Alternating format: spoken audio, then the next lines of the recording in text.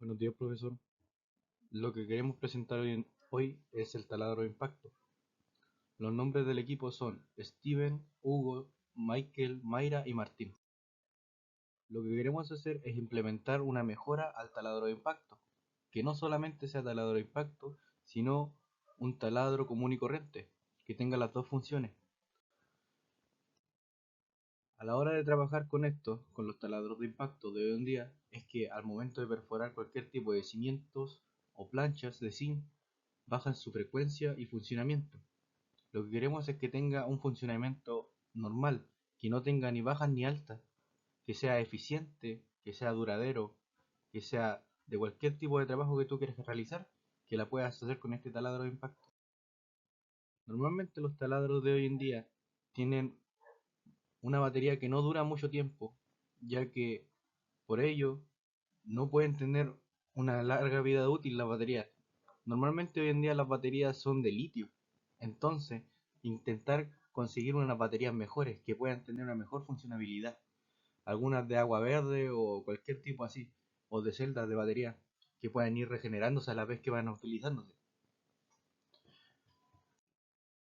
Lo que también queremos implementar es que tenga distintos tipos de puntas para distintos tipos de uso, no solamente recto, sino que puede ser curvilínea, que puede ser hacia arriba, que puede ser de mayor frecuencia.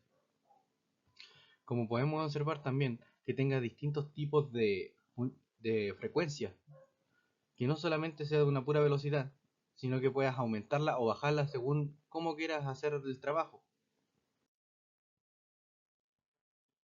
Los constructores podrían ocupar normalmente este taladro y utilizarlo en su empresa, en su emprendimiento, en cualquier tipo de utilidades que ellos quieran realizar.